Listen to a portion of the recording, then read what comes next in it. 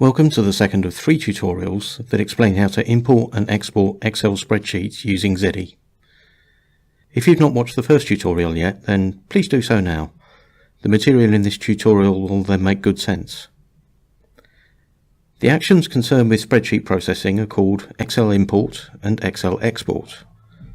Common uses for them include converting an XML file into Excel format so that its contents can be more easily understood by a human, creating a spreadsheet that a trading partner can complete and return to you, extracting the information from a spreadsheet so that it can be mapped to your business systems.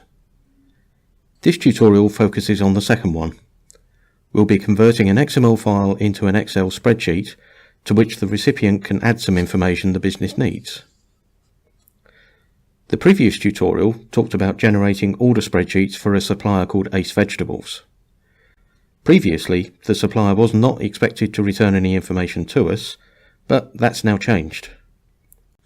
For each order we send, we'll need them to provide delivery information. Specifically, we need to know the actual delivery quantity for each item on the order, the date and time the order will be delivered, the delivery note number, and, where necessary, where product substitutions needed to be made. Ace Vegetables will still receive the order spreadsheets as before, but these spreadsheets will contain additional columns to accommodate the delivery information we need. The supplier will then complete those extra columns and return the resulting spreadsheet to us for processing. The XML we'll be using to generate the spreadsheet is an enhanced version of the one we used previously. It's been produced by a mapping that processed the raw purchase order information that came from the business systems.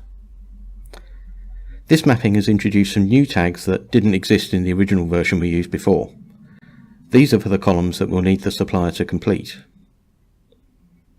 The mapping has also added a number of attributes to several tags. The heading attribute allows you to specify the text that will appear in the column headings on the spreadsheet.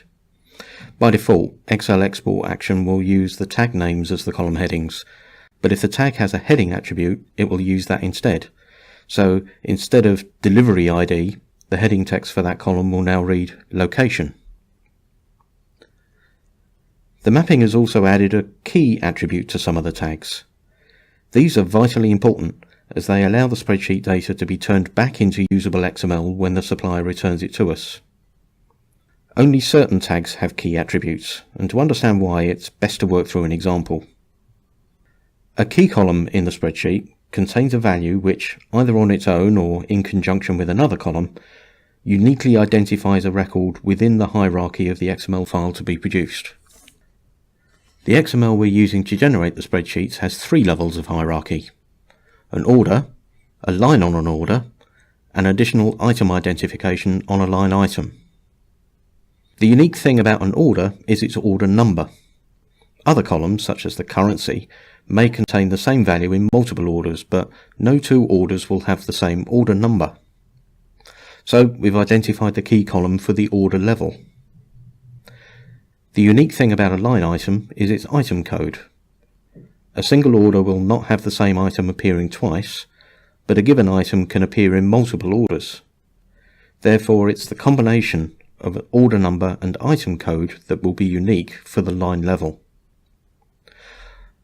Finally, the unique thing about an additional item identification is the item code type. A single line item would not have the code SI appearing more than once, but SI can appear on other lines in this and other orders.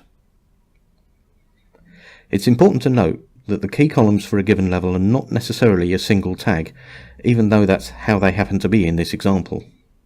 In practice, a key could be a combination of tags. For example, in another situation, the unique key for an order could be the combination of company code and order number. Once we've identified the key columns, we then need to ensure that the mapping that produces the XML, which would be exported to the spreadsheet, outputs key attributes in the right places. So, coming back to our XML, we can see key attributes on the order number, item code, and item code type tags. Now, I don't know if you'd noticed, but the mapping also added a constant attribute to the supplier ID tag. This attribute prevents the tag from becoming a column in the spreadsheet. It's used here because we don't want the supplier to edit the supplier ID. Instead, we want the return spreadsheet to produce an XML file where the supplier ID is set to a fixed value. Finally, the mapping has added a default attribute to the currency code tag. What this does is allow you to specify the value to be used if the supplier doesn't provide one. So in this case, if the supplier doesn't provide a currency code, we're going to assume they mean EUR.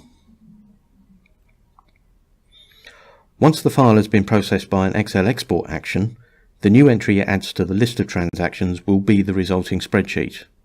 It looks like this. Notice that the column headings now use the text that was specified in the heading attributes, and that the columns generated from tags that had key attributes now have a little key icon in row 3. Once this has been delivered to the recipient, they can then complete the delivery note number, expected delivery date, expected delivery time, and quantity to be delivered columns. They can also, if necessary, enter the code of a substituted product in the substituted item column. When they do this, it's essential that they follow a few rules.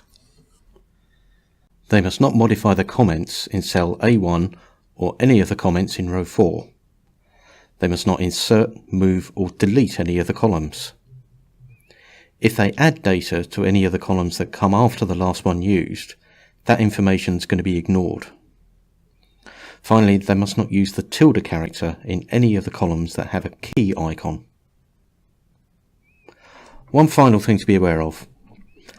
As the supplier completes the spreadsheet, the values they enter will not be validated in any way.